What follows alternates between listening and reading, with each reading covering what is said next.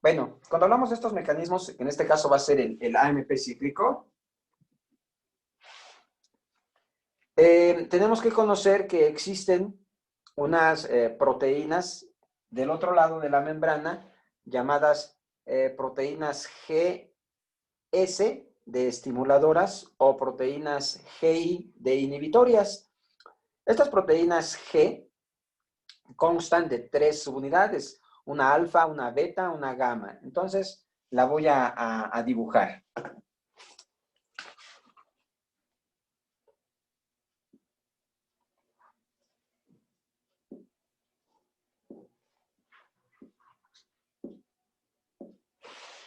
Vamos a suponer que esta es la proteína GS,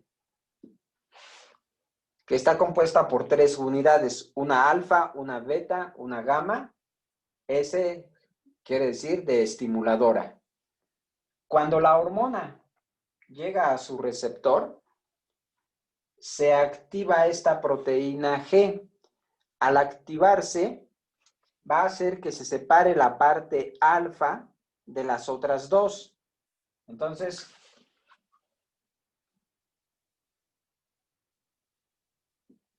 yo separo la parte alfa de las otras dos. Es como si yo voy a borrar acá.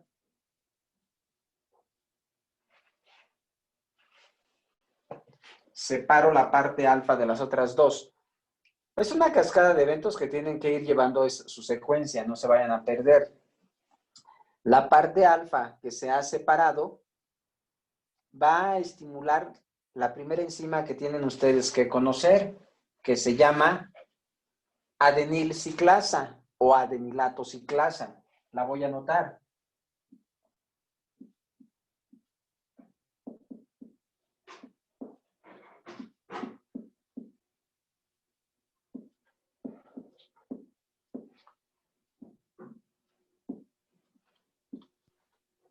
¿Esa es enzima, doctor? Esa es enzima, la adenilciclasa. Entonces, la parte alfa estimula a la adenilciclasa. Esta enzima lo que hace es convertir el ATP en AMP.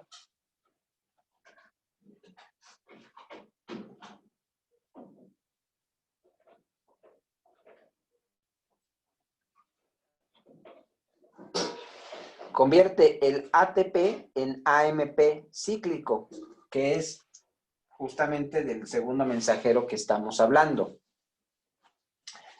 Este AMP cíclico ya convertido va a actuar sobre una proteincinasa. También vamos a conocer aquí que existen proteínas, llamadas así, proteincinasas, y que van a ser, dependiendo del segundo mensajero que hablemos. En este caso, como es un AMP cíclico, vamos a decir que es una proteincinasa A. Cuando sea calcio, será una proteincinasa C. Cuando sea GMP cíclico, será una proteincinasa G. Bueno, entonces este AMP cíclico va a actuar sobre una proteína, como decía, llamada proteincinasa A. Obviamente pues, son proteínas, cadenas de aminoácidos muy grandes.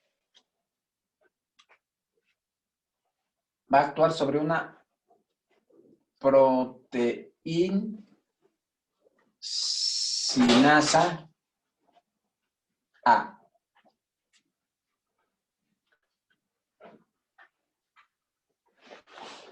Va a actuar sobre una proteincinasa A. Ahora, las proteincinasas están formadas por partes reguladoras y catalíticas. Las partes reguladoras y catalíticas están unidas. Cuando se activa el AMP cíclico y este a su vez se dirige a la proteincinasa, hace que se separen las partes reguladoras de las catalíticas. Y entonces sucede una fragmentación. Tiene una parte reguladora y una parte catalítica. Y entonces, cuando AMP cíclico se hace presente, fracciona esa proteincinasa A. y separa la parte catalítica de la reguladora.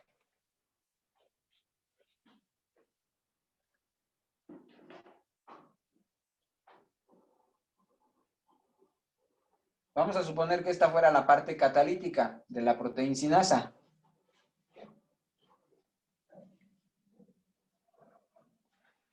De esta proteinsinasa, que hubiese separado esa parte que les comenté, aquí la fragmenta. Ajá. Y entonces, la parte catalítica de esta proteinsinasa A es la que se va a dirigir hasta el núcleo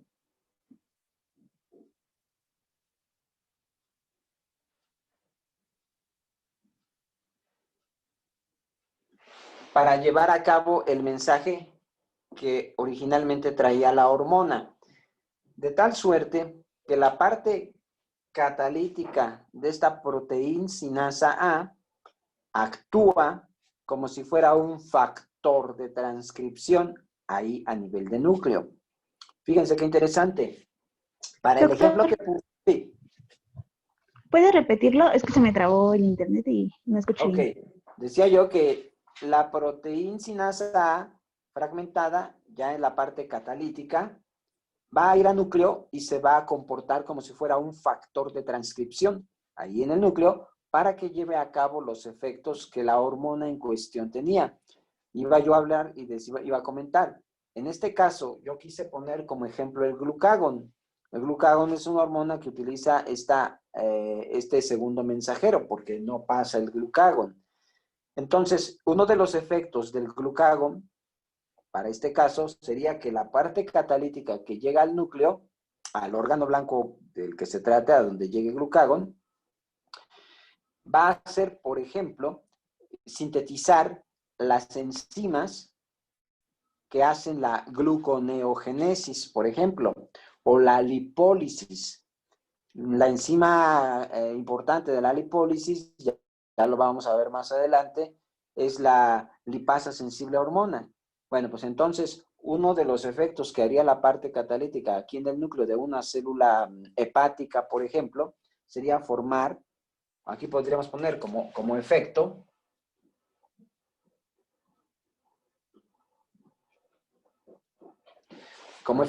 pues la síntesis para esta vía de la lipólisis, la lipasa sensible a hormona.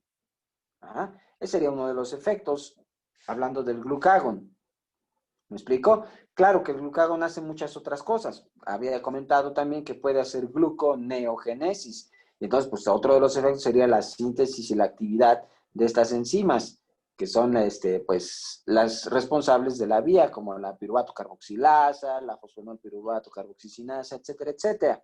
Ajá. Digo, ahorita no es importante manejar las enzimas todavía, nada más que sepan que así va el efecto. Entonces, resumiendo, voy a recapitular todos. Pongan atención acá. Llega una hormona de naturaleza proteica cuyo segundo mensajero tiene que ser el AMP cíclico. Bueno, entonces la hormona hace contacto con su receptor. La proteína GS que está unida a sus tres partes, cuando llega la hormona, se activa y se separa la parte alfa. La parte alfa estimula la enzima adenilciclasa. Esta enzima va a convertir el ATP en AMP cíclico. El AMP cíclico va a actuar sobre una proteinsinasa A, separando la parte reguladora de la catalítica. Y la parte catalítica de esta proteinsinasa es la que actúa como un factor de transcripción a nivel de núcleo para que se lleve a cabo el efecto. ¿Sí me expliqué? Sí, doctor. Perfecto. Sí, todo muy bien. Ok, entonces fíjense, esto sucedería, sigo retomando el ejemplo del glucagón, si yo hiciera o quisiera hacer lipólisis por alguna situación, cuando el metabolismo así me lo demanda. Pero tampoco puedo estar haciendo lipólisis, porque entonces caería yo en un estado patológico. Lo mismo si yo hiciera gluconeogénesis, pues estaría formando glucosa y pues me iba yo a ser diabético al final del día si sigo forma azúcar. Entonces tiene que haber algún mecanismo que contenga o que revierta ya el efecto. O sea, yo ya pasé el mensaje. Yo, glucagón, traía el mensaje de que se hiciera lipólisis. Entonces, ya pasé el mensaje, pero no se puede estar haciendo toda la vida. Tiene que haber una manera de detener esto, y es muy fácil y muy simple, casi es simultáneo. Pongan atención. Cuando se separa la parte alfa y estimula la adenilciclasa, inmediatamente de que se estimula la adenilciclasa, la parte alfa va a volver a regresar a su lugar original y va a volver a formar esta forma trimérica de la proteína G. Bueno, cuando se vuelve a pegar la parte alfa con las otras dos,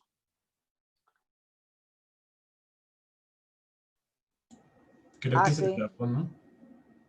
que la proteína. Se trabó. Se trabó, Doc. A ver, repito entonces. Decía yo que cuando se separa la parte alfa y se estimula la adenilciclasa, inmediatamente se va a regresar a su lugar. Cuando se regresa a su lugar y se forma el trímero otra vez de esta proteína G, va a activar o va a dar pie a que se active la otra proteína G, pero esta es la G inhibitoria. La voy a dibujar aquí abajo.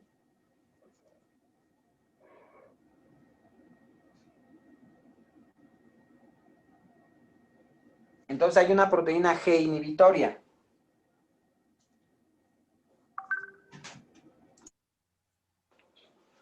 Esto, cuando se regresa, da pie a que se active esta. Y esta lo que va a hacer es separar ahora la parte alfa también, pero ahora de la proteína inhibitoria. Ajá.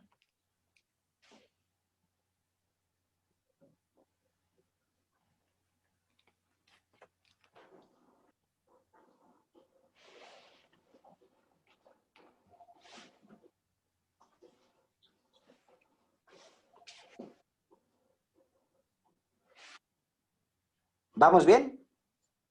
Regresa la parte alfa y activa la proteína G inhibitoria. La proteína G inhibitoria desprende su parte alfa y ahora esta parte alfa de la proteína G inhibitoria va a estimular otra enzima muy importante, muy importante. Ahorita van a ver por qué, que se llama fosfodiesterasa.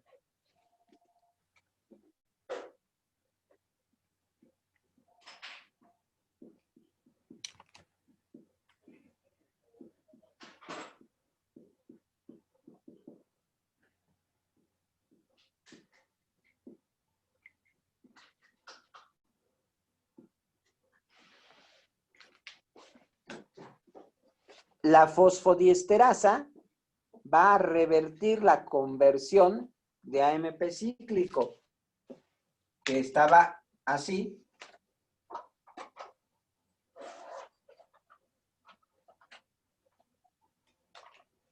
en ATP de nuevo.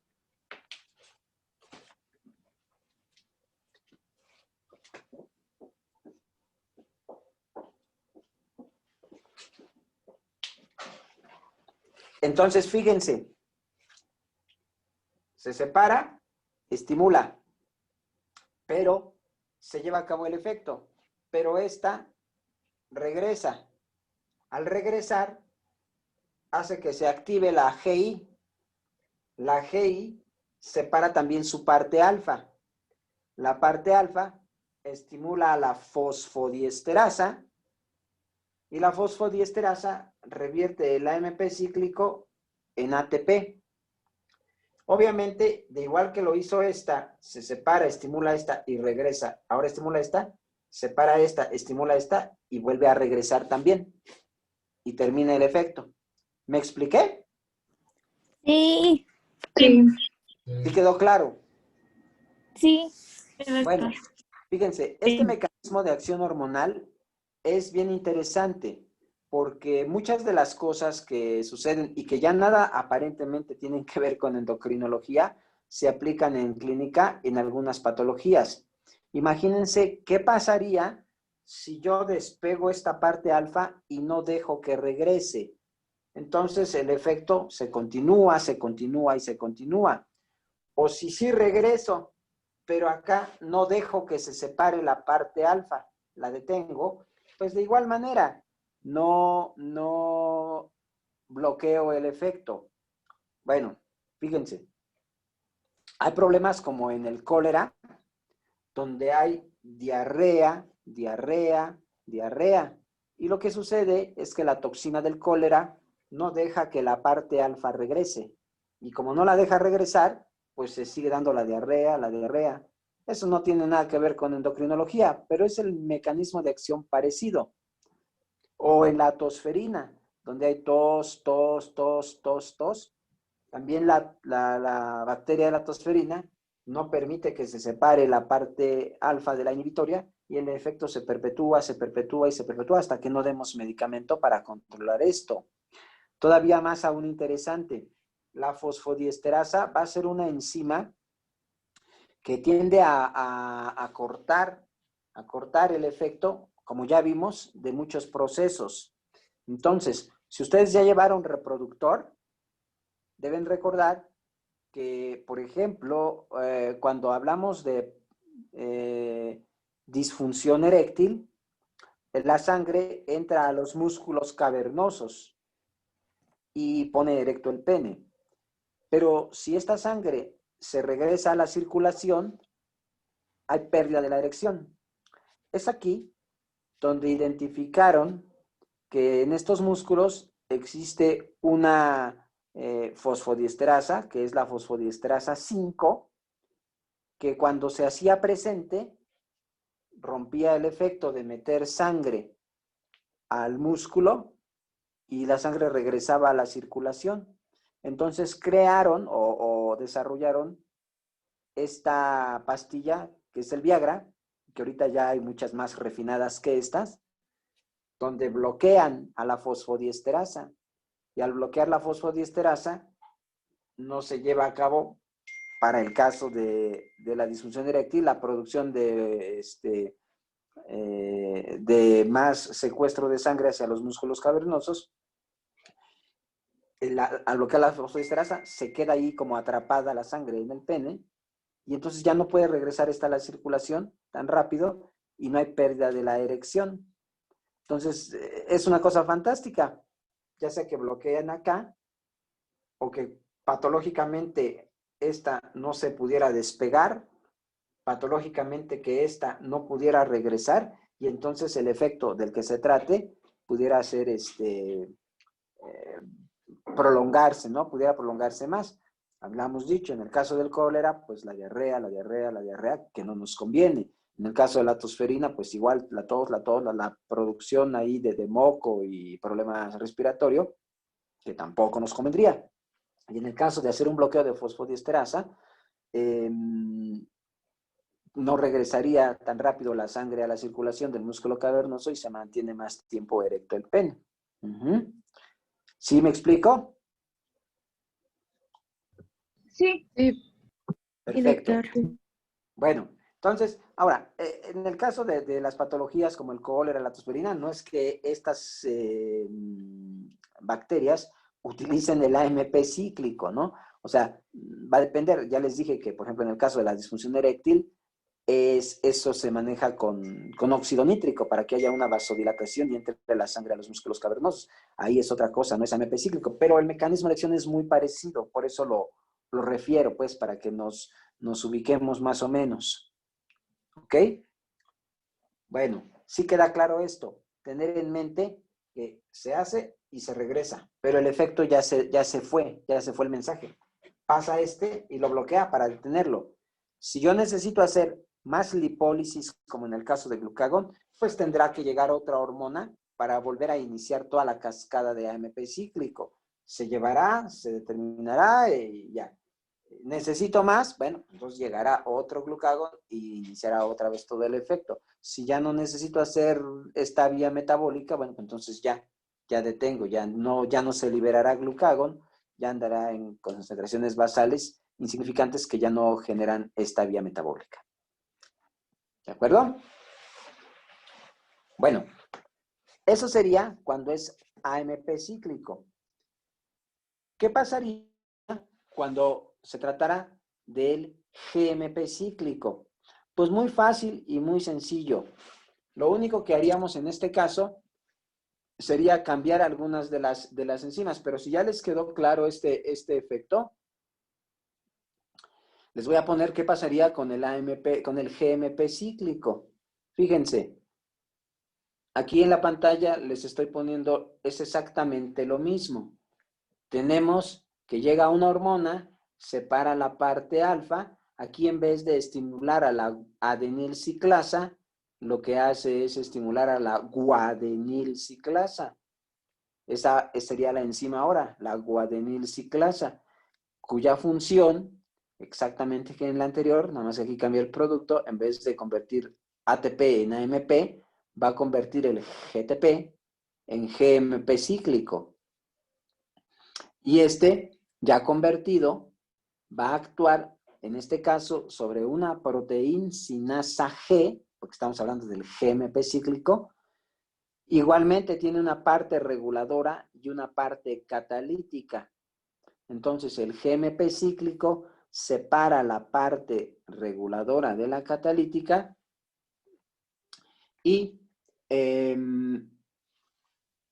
esta parte catalítica actúa sobre el núcleo para llevar a cabo un efecto. Igual que en el anterior caso, pues la parte catalítica de la proteína G o la proteína sinasa G actúa como un factor de transcripción. Asimismo, aquí ya no lo puse con tanta flecha, la parte alfa regresará a su lugar y le dará paso a la GI para que también, igual que en el anterior, separe la parte alfa y esta ahora estimule la fosfodiesterasa para volver a reconvertir de GMP cíclico a GTP y así termine el efecto. Un ejemplo para este tipo de mecanismo de acción hormonal sería la hormona natriurética. La hormona natriurética llegará a su órgano blanco, en este caso sería el riñón, en los túbulos contorneados proximales, y va a hacer la producción la eliminación, mejor dicho, de sodio, ¿no? Por eso se llama natriurética, y al eliminar el sodio, pues arrastrará el agua pues hacia la orina, ¿no? Y gracias a eso no tenemos edemas. ¿Sí queda claro? Entonces, la GI solo sirve para detener el efecto. Sí, estimula la fosfodiesterasa y se vuelve a regresar. Y se une a las otras dos de nuevo, igual que en la GS. Nada más que aquí ya ahí termina el efecto. Ya se estimula la fosfodiesterasa, ya bloquea el GMP o AMP, dependiendo del caso, y ya no deja que se siga realizando. Pero solo para una hormona. Bueno, para una molécula. Sí, claro, para una. Ah, ya. Acordémonos que las células tienen múltiples receptores. O sea, me refiero a que si pensamos en el hígado tiene, el hepatocito tiene receptores para cortisol, para hormona de crecimiento, para glucagón, para insulina, para muchas hormonas. Pero cuando me refiero a que tiene múltiples receptores, no me refiero a que tiene para múltiples hormonas. Me refiero a que tiene múltiples receptores para la misma hormona. Porque imagínate que nada más fuera entrando de a una, que llegara un glucagón y todos los demás hicieran fila, ¿no? Para cuando se desocupe entrar el que sigue y entrar el que sigue y haciendo fila, el efecto se llevaría a cabo de manera exageradamente lenta. Entonces, existen múltiples receptores, sí, para muchas hormonas, pero dentro de cada hormona tiene múltiples receptores para esa misma hormona. Así llega una carga de glucagón y ocupa cada glucagón puede ocupar varios receptores en todas las células al mismo tiempo. El efecto se da de manera rápida y de manera importante, no de manera tenue. Y por ahí alguien iba a hacer otra pregunta también. ¿Puedo quitar ya este dibujo? Doctor, yo tengo una pregunta. Venga. ¿Prácticamente GI estaría actuando como retroalimentación negativa? Bueno, si lo queremos ver a nivel molecular, sí, podría decirse que sí. A nivel molecular, sí, porque los mecanismos de retroalimentación negativa van a ser a nivel glandular, no a nivel molecular, pero sí lo podríamos considerar como retroalimentación o como ya bloqueo, ¿no? Pero sí, podría ser. Gracias. ¿Alguien más? ¿No? No. Bueno, entonces regreso al primero. Estos dos mecanismos, pues, son muy fáciles de entender porque básicamente siguen la misma secuencia de pasos, AMP y GMP. ¿Puedo pasar al siguiente? Sí. Sí, Sí. adelante. Bueno, voy a hacer ahora otro dibujito.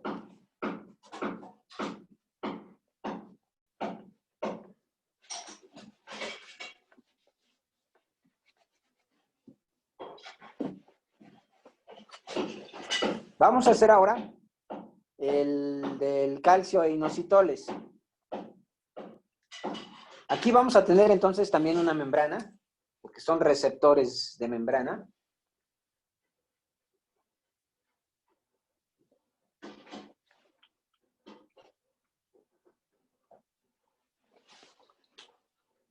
Y nuevamente una hormona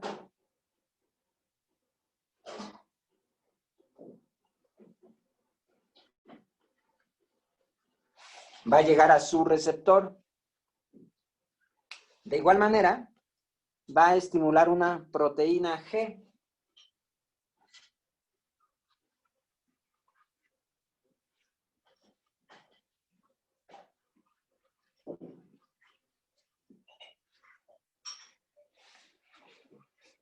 Y ya saben ustedes que estas proteínas G separan la parte alfa de las otras dos de este trímero que formaban.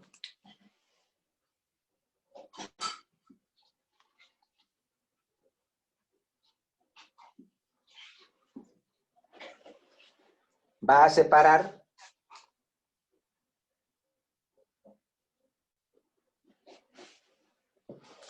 y aquí la parte alfa va a estimular otra enzima que le vamos a llamar fosfolipasa C.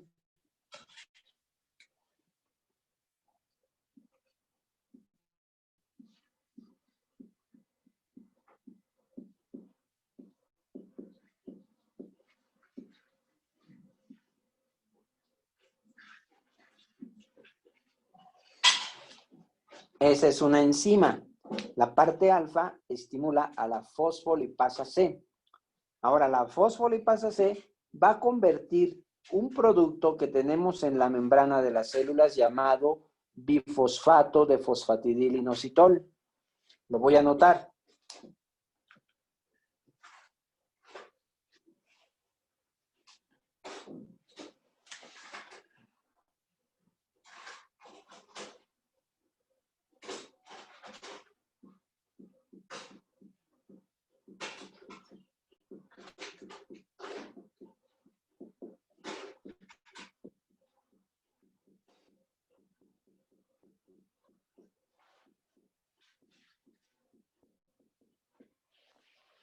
Entonces, este bifosfato de fosfatidilinositol es un producto que tenemos en la membrana. Por acción de la fosfolipasa C, lo va a convertir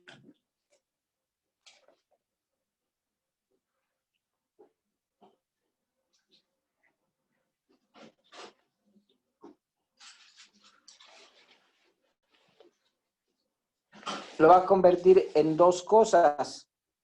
Por un lado va a formar trifosfato de inositol y por el otro lado va a formar diacilglicerol.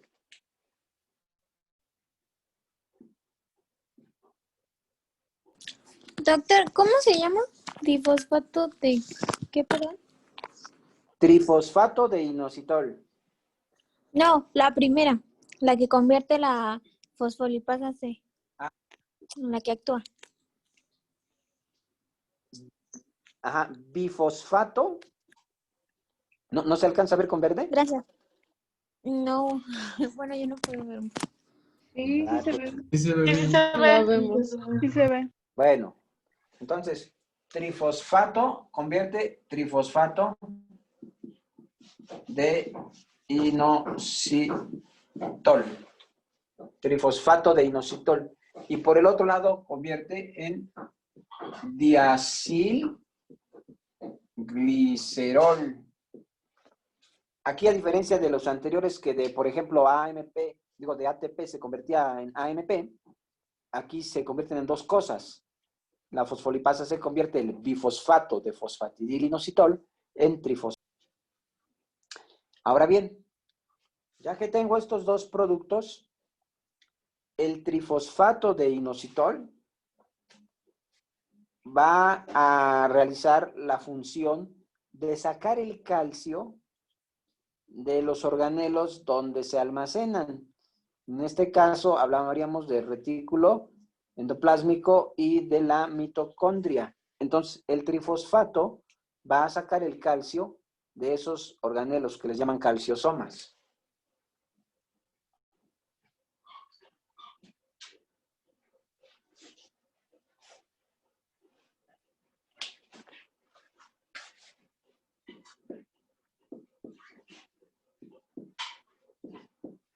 Vamos a poner ahí varios calcios. Entonces, este trifosfato saca el calcio de estos lugares.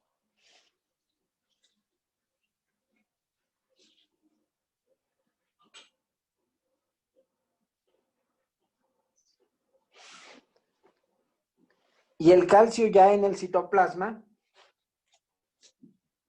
se va a incorporar a una proteína llamada calmodulina. La calmodulina es una proteína que tiene 4 sitios activos para colocar el calcio.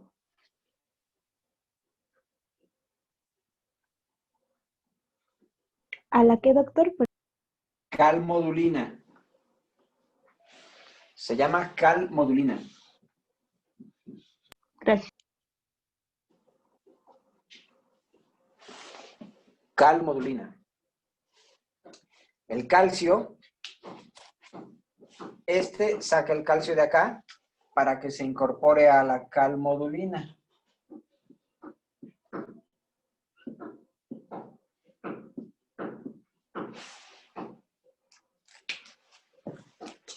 Cuando la calmodulina se llena, sus 4 sitios activos se activa. Y entonces la calmodulina, con sus calcios ya incrustados, va a actuar sobre una proteinsinasa que para efectos de este mecanismo le llaman calmodulina sinasa, pero no es otra cosa más que una proteinsinasa. Nada más que le ponen pues el nombre de la proteína esta, entonces le llaman una calmodulina sinasa, ¿no? Pero es una proteinsinasa.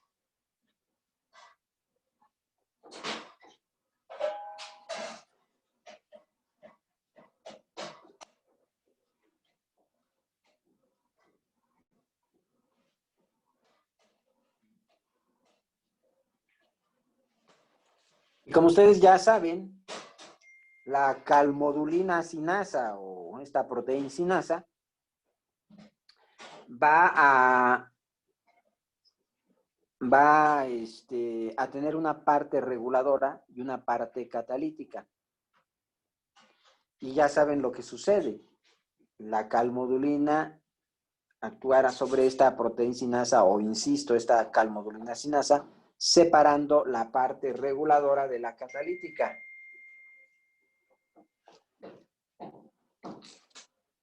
Y la parte catalítica va a actuar sobre el núcleo como un factor de transcripción.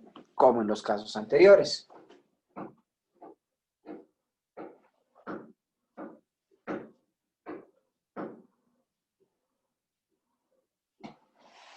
La parte catalítica nada más. ¿Sí queda claro? Sí, sí. Bueno, ok. Pero nos quedaba el diacilglicerol de este lado.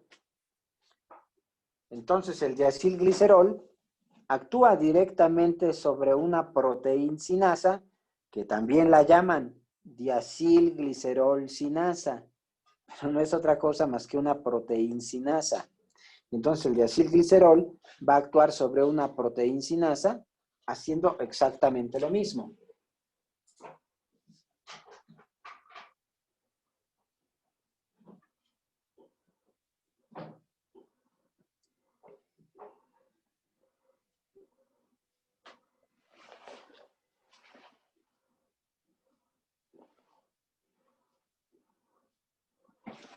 Y entonces esta proteinsinasa separará la parte reguladora de la catalítica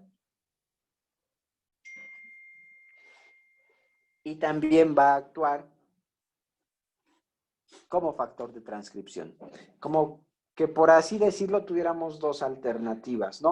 Una a base de calcio y otra por el lado del diacilglicerol, que al final de cuentas convergen para llevar a cabo el efecto. Y de la misma manera en que hemos visto los casos anteriores, vamos a tener una proteína G inhibitoria, la voy a poner del otro lado.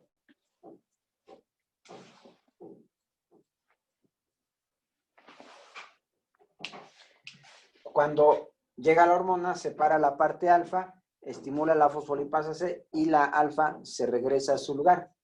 Acto seguido hace que se separe, voy a ponerla del otro lado.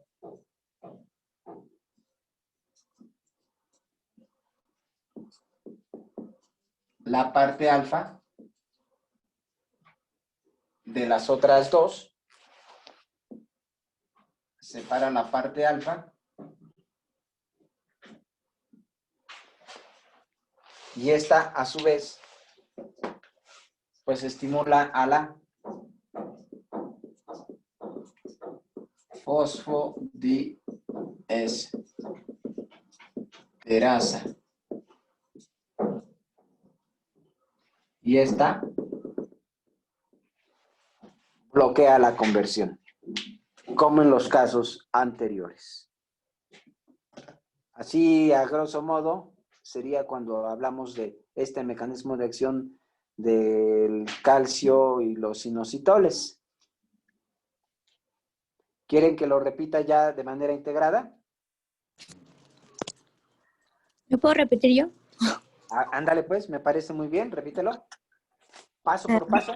Llega la hormona al receptor de membrana, se acopla a la proteína G, esto hace que se desprenda la parte alfa, después estimula la enzima fosfolipasa C, actuando en el difosfato de fosfatilinositol, y este va a tener dos opciones, el trifosfato de inositol y el diacilglicerol.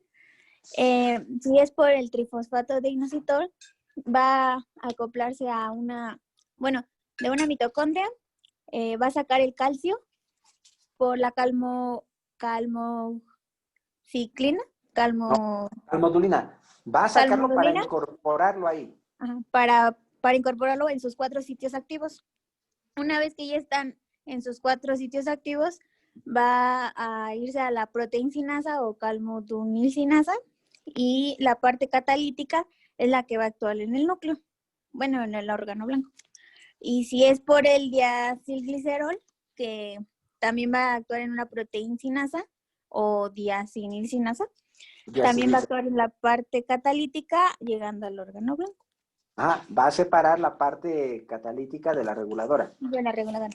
Y luego la parte alfa de la proteína va a regresar, pero esta vez a la proteína G inhibidora, pues para que ya no siga el efecto continuo.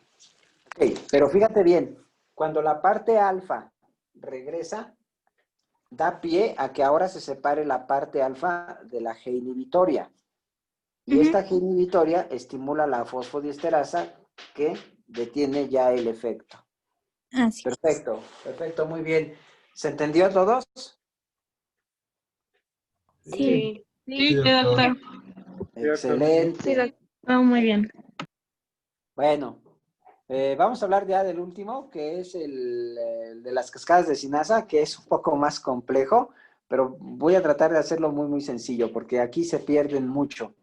Voy a borrar entonces. Profesor, había Sí. dicho que era en la mitocondria y en un retículo. ¿En cuál era? ¿En el rugoso o en el liso? Sí, en el rugoso. Ah, ok.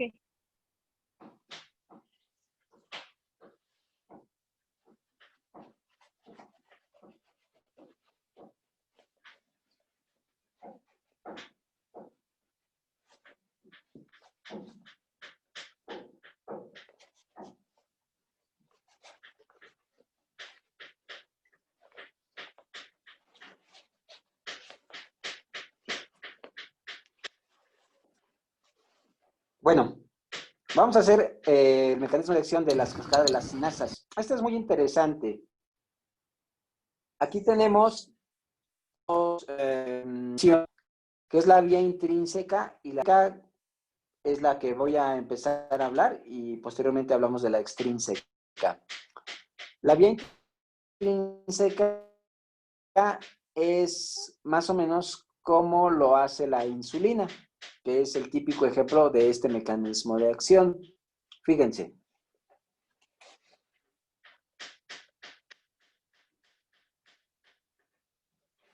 Tengo una membrana y el receptor para la vía intrínseca se encuentra un poquito separado. Por eso es que cuando llega la hormona lo acerca y decimos que se dimerizó.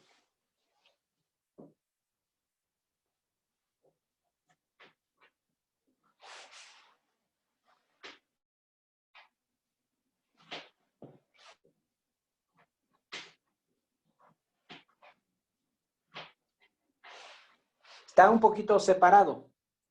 Cuando llega la hormona, se dimeriza.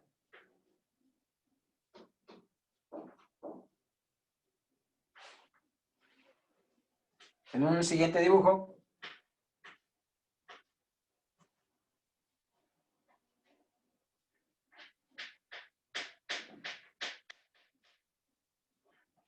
como que lo acercó.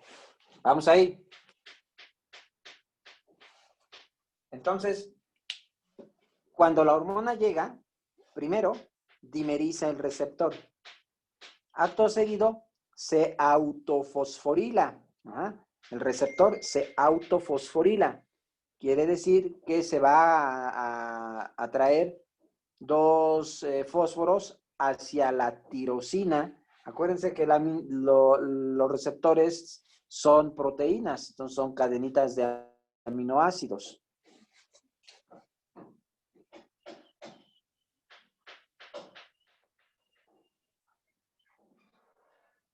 Cadenitas de aminoácidos. Entonces se atrae dos fósforos para autofosforilarse.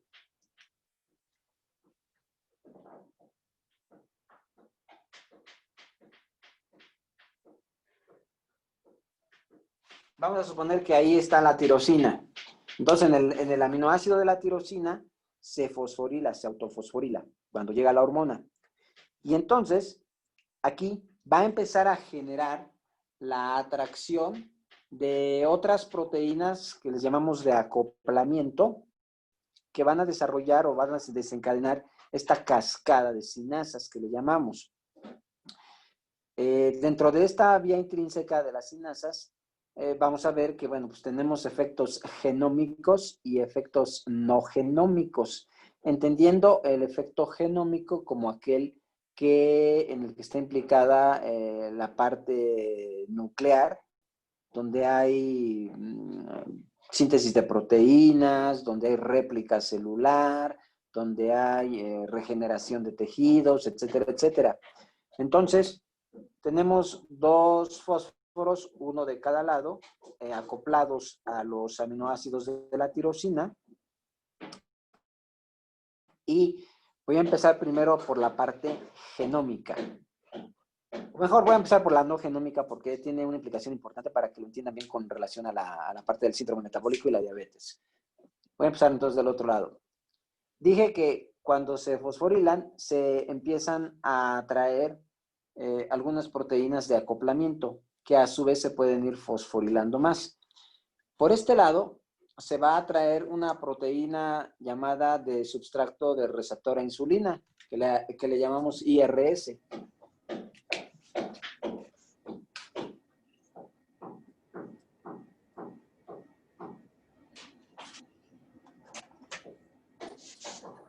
Vamos a imaginar que esta es la proteína.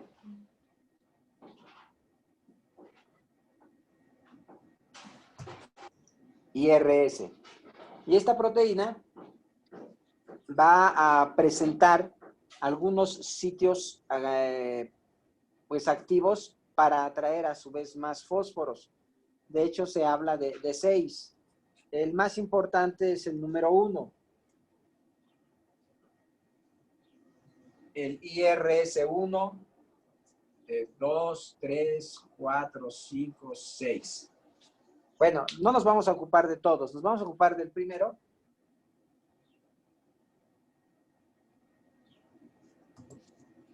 El IRS1, todos van a traer fósforos, pero el más importante es el 1. ¿Por qué?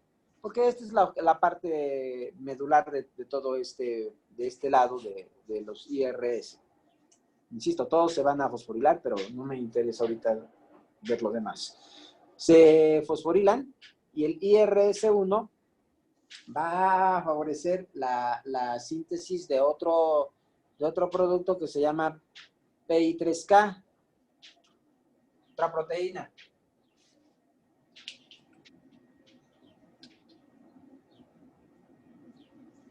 ¿Cómo se llama, doctor? PI3K.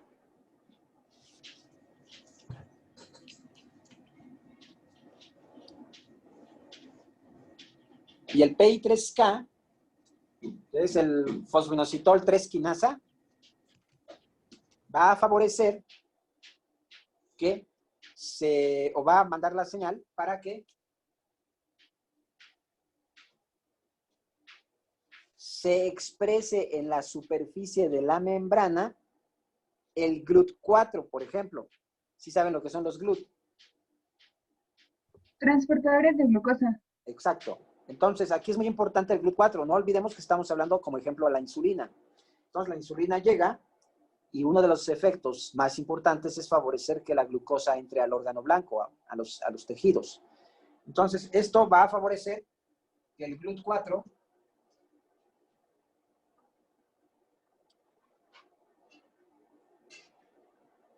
se exprese en la superficie.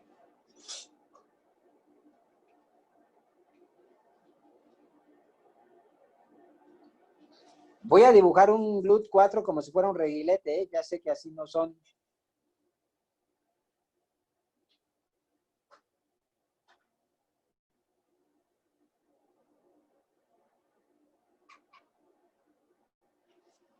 Pero así me los imagino yo para más fácil. Entonces, toda la glucosa que anda en la circulación, en la sangre,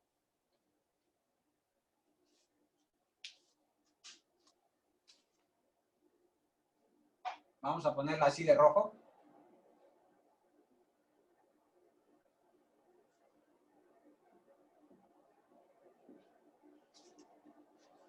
Es ingresada como si girara, no vamos a imaginarlo. Repito, así no son. Entonces, el GLUT4 se expresa en la membrana y empieza a meter la glucosa para que se haga la glucólisis en el órgano blanco. Es así como actúa la insulina. Y esto es muy importante, porque si no hace que el GLUT ascienda, pues la glucosa se queda afuera y no ingresa. Ustedes saben lo que es resistencia a la insulina. Tenemos mucha glucosa, tenemos mucha insulina, pero no entra. ¿Y por qué creen que no entra? ¿Por los GLUT? Porque no rindió el GLUT. Ah, sí, el GLUT. Pues ahí les va por qué no entra. Cuando la hormona llega, que dimeriza,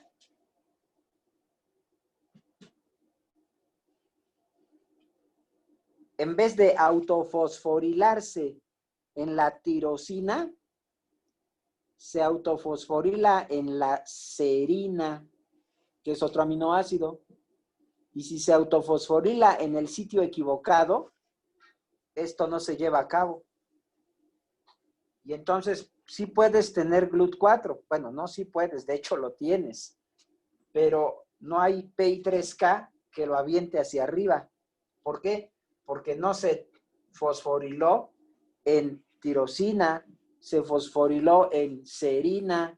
Como ven, imagínense que en vez de que estuviera aquí, estuviera fosforilado tal vez más arriba, ¿no? En otro aminoácido. Y por esa finura, por ese detallito, no entra la glucosa porque no asciende. Y entonces tienes mucha insulina, tienes mucha glucosa, tienes, decimos, resistencia a la insulina. ¿Qué les parece? Muy interesante. Muy interesante, ¿verdad? Sí. Pero fíjense, ahora la pregunta que nos haríamos. Bueno, ¿por qué si el cuerpo sabe que cuando llega la insulina se debe autofosforilar el receptor en tirosina para que atraiga al IRS y a su vez al PI3K? ¿Por qué se fosforila en otro lugar que no debe? ¿Qué es lo que sucedió? ¿Por qué cambió? Y la respuesta es bien simple. A mayor tejido graso, a mayor tejido adiposo, produces más citocinas que favorecen que esta autofosforilación se lleve en otro lado. Por eso es que la gente gordita, la gente obesa, empieza a tener este síndrome metabólico o esta resistencia a la insulina y que, por supuesto, nosotros médicos Se trabó. Doc, Se trabó, profe. mandamos baje de peso. ¿Y desde cuándo se trabó? De a mayor tejido graso que actúan más citocinas. Producción de citocinas.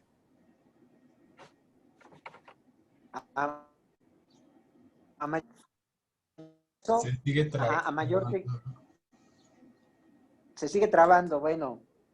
A mayor tejido graso producimos más citocinas. Y la citocina, que hay otras que la bloquean o la obstaculizan. Obviamente, a mayor obesidad se producen más citocinas que bloquean o obstaculizan citocinas que generan que se haga este defecto. Cuando hay poco tejido graso o el normal, no se producen citocinas que bloqueen esto. Y el cuerpo lo hace como un mecanismo de defensa. Si ya estás muy gordito y no dejas de comer, pues el cuerpo tiene que hacer algo para bloquear ya que... Toma. Ay. Sí. Se sigue trabando. No, ya no. No, ya no, ya está Se bien. escucha bien. Perfecto. Entonces, la clave está en que si tienes más tejido graso, produces citocinas que generan que se autofosforile en otro lugar y no donde debe. Les decía que esa es la génesis o la causa de que nosotros digamos hay que bajar de peso al paciente, hay que haga su dieta. Esa finura es lo que se genera aquí. Y esto es parte de lo que yo dijera es la vía no genómica.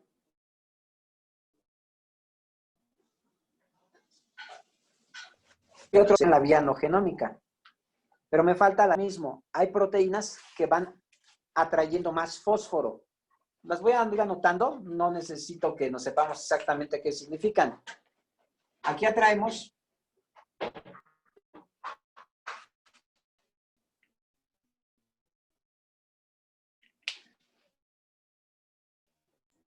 Creo que se trabó otra vez.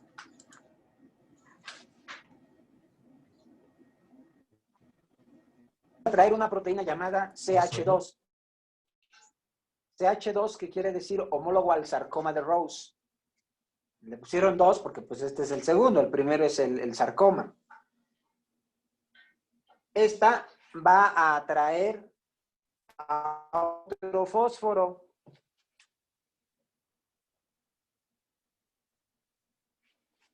Y esa SH2 fosforilada va a atraer a otra proteína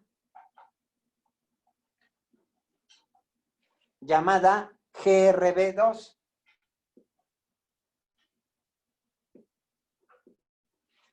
Los nombres, como les digo, no son lo importante. Nada más que sepan que es una cascada de fosforilaciones. A su vez, esta se vuelve a fosforilar y atrae a otra proteína que le vamos a llamar RAS.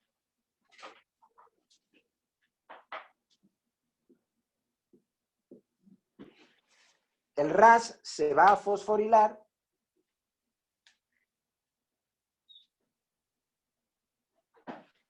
y va a atraer a otra proteína llamada MEC.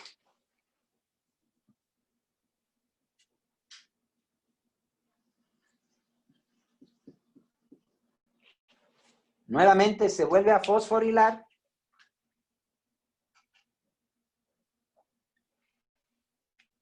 y atrae a otra proteína llamada MAP.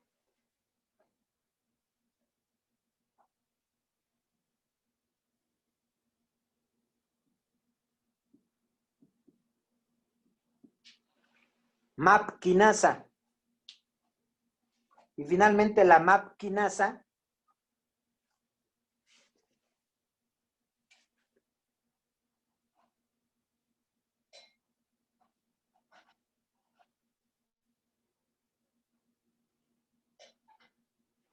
va a actuar como factor de transcripción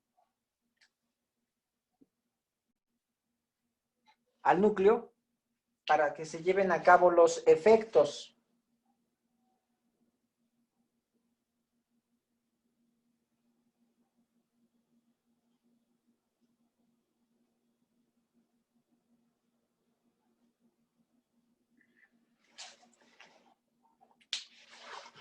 Obviamente son efectos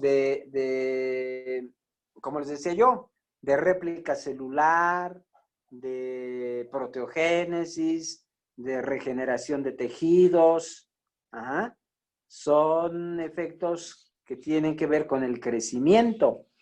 Por eso la insulina utiliza sinasas, es promotora de crecimiento. Uno de los efectos que va a generar va a ser la síntesis de unas tirosinas que les llaman fosfatasas.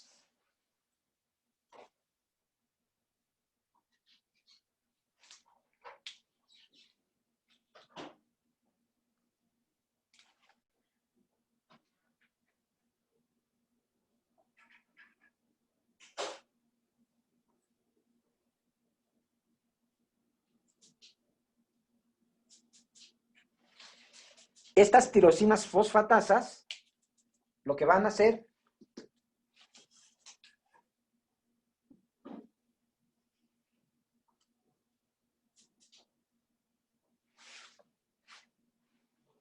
van a retirar los fósforos del receptor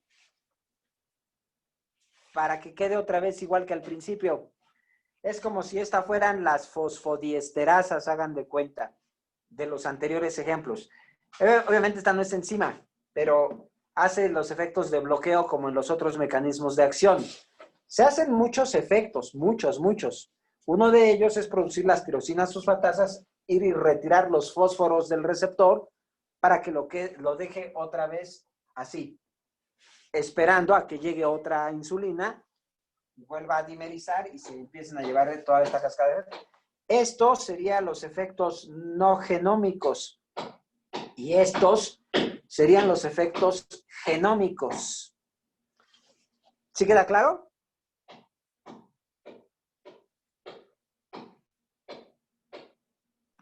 Sí, doctor. Sí, doctor. Sí, todo excelente. Perfecto. Bueno, no es necesario que se sepan qué significa cada una de estas. Nada más con que sepan que por este lado empieza la atracción, que se van fosforilando, van atrayendo más proteínas de acoplamiento, se van fosforilando, y el último que actúa como factor de transcripción es la MAP quinasa, que es el factor mitogénico, y entonces hace los efectos. Ya decía yo, crecimiento, réplica celular, proteogénesis, y aparte genera las tirosinas fosfatasas que van a ir a retirar los fósforos para que dejen libre otra vez el receptor y vuelva a empezar todo de nuevo. Esta es la vía intrínseca y esta es la parte no genómica y la parte genómica. ¿Qué tal? Ya, sí quedó, profe. Perfecto. ¿Puedo borrar? Profe, entonces, Sí, claro. ¿la intrínseca y no genómica es lo mismo? No. Todo esto es intrínseca. Ahorita vamos a ver la extrínseca. Todo esto es intrínseca. Ese es el mecanismo de acción de las sinasas vía intrínseca, que se subdivide en genómica y no genómica. Ah, ok.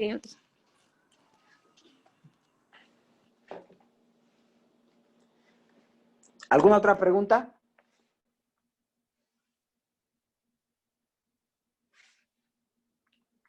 Voy a borrar.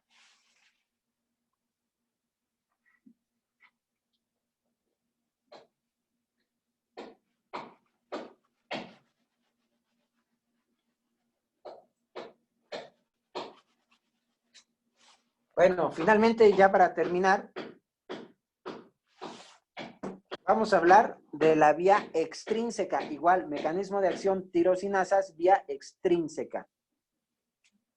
Aquí el ejemplo sería la hormona de crecimiento.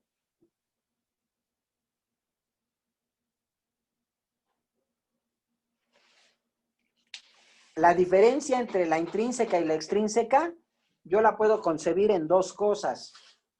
En el anterior, había que dimerizar el receptor y se autofosforila. En este caso, el receptor no se tiene que dimerizar, pero tampoco se puede autofosforilar. Y entonces aquí es donde tiene que utilizar unas proteínas llamadas JAK y STAT. Ahorita las vamos a diagramar. Entonces aquí no se dimeriza, aquí ya está bien.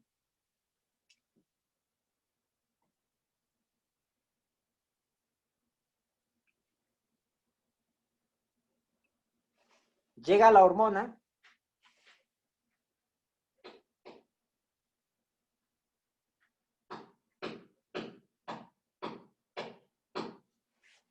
Varios aminoácidos, ¿verdad? Es una proteína el receptor, ya lo hemos dicho. Y como no se puede autofosforilar, tiene que atraer a unas proteínas llamadas JAK.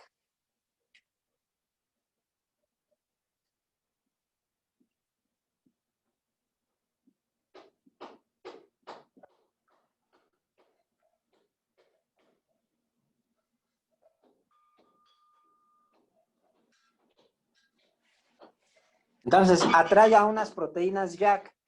Y estas proteínas JAK sí se pueden fosforilar. Entonces, así lo hacen, se fosforilan.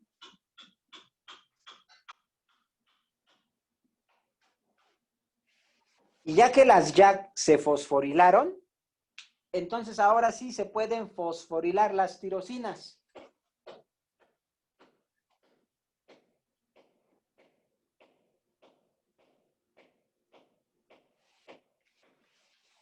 ¿Sí vamos bien?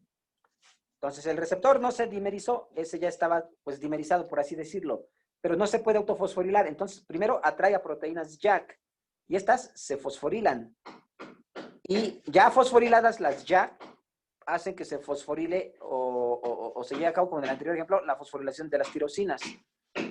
Ahora bien, ya que se fosforilaron las tirosinas, estas van a atraer, como hemos visto, a otras proteínas de acoplamiento. En este caso se llaman STAT. Entonces atraen a las STAT.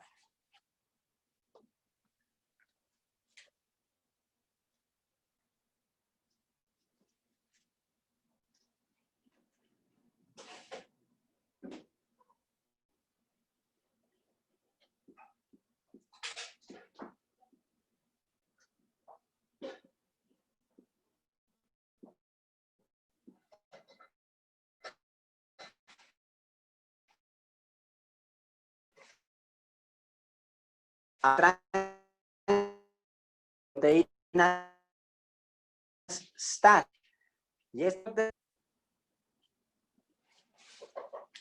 Y ya que se fosforilan las STAT, aquí como se unen un poquito, no quiero decir que se dimericen, pero sí se acercan un poco para desprenderse.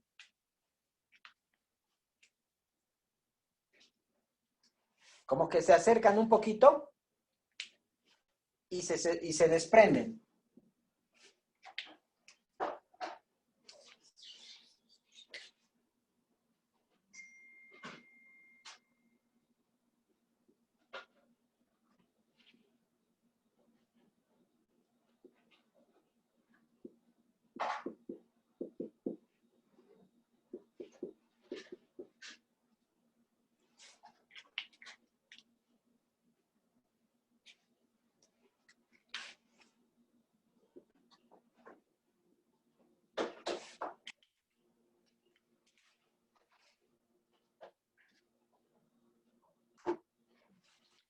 Estas son las que van a actuar como factor de transcripción.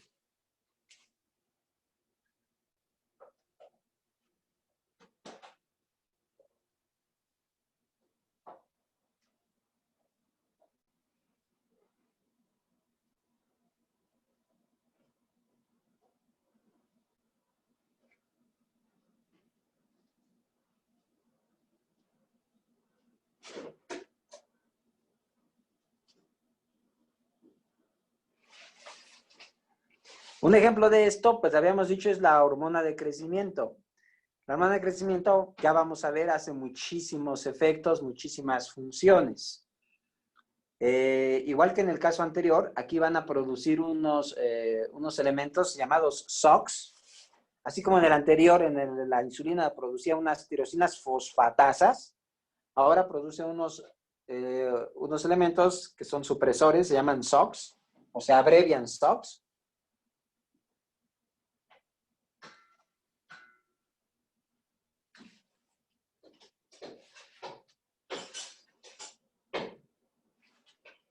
Y estos lo que van a hacer es lo siguiente.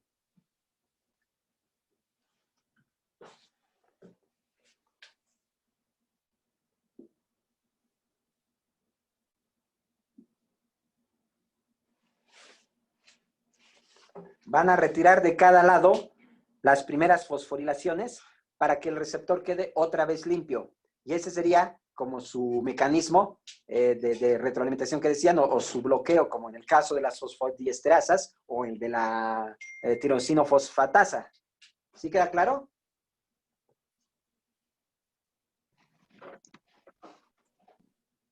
¿No los escucho? Sí. Sí, todo bien, claro. Sí, doctor. Entonces, ¿alguien lo quiere ir repitiendo?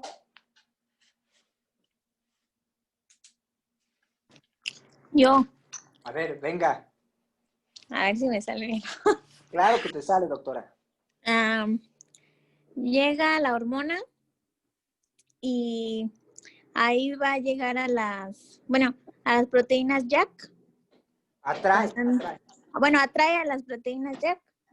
Y como la JAK sí se puede, pues se fosforiliza. Y eso hace que también fosforilice a la tirosina. Después la tirosina se une a la SAT. La trae. La trae y actúa como STAT. STAT. Y actúa como factor de transcripción. Primero se fosforila la STAT. Se fosforila la STAT. Y esta va a actuar como factor de transcripción,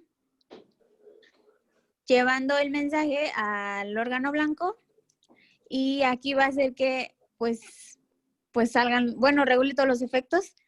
Y las SOX, que son ¿cómo se llaman? Son los supresores de la señalización de las citocinas. Y esta va a hacer que regresen las tirosinas a su lugar de inicio. Retira los fósforos. entonces el retira. receptor queda limpio. Ah, ok. Ah, yo pensé que los regresaba. Sí, retira, por eso aquí puse se separa todo del receptor y queda limpio el receptor de nuevo. Ah, ok. ¿Ok? ¿Alguna duda? Yo nada más para aclarar. Entonces, estos SOX van a retirar las fosforilaciones tanto de Jack como de STAT. De Jack y de la tirosina. Ok. Ok. Porque de STAT ya se fueron con las STAT. Ya nada más quedaron estos dos. Esto se fue. Gracias. Doctor, Ok. igual solo para aclarar, antes de que estos hagan el efecto, las STAT bueno, yo entendí que se acercaban un poco, se desprendían, ¿no? Y ya después hacían ahora sí su efecto de transcripción. Así es correcto. Gracias, doctor. Ok. Bueno, entonces ya tenemos los mecanismos de acción para cada segundo mensajero. Como ven, es un poquillo medio engorroso al principio, pero si nosotros lo entendemos, lo vamos deduciendo y lo vamos sacando muy bien. Vamos a hacer después, a ver si la siguiente clase, un cuadrito, donde integramos ya todo esto y ya queda muy bien, muy completo. No sé, doctor Campos, si quieres complementar, agregar más.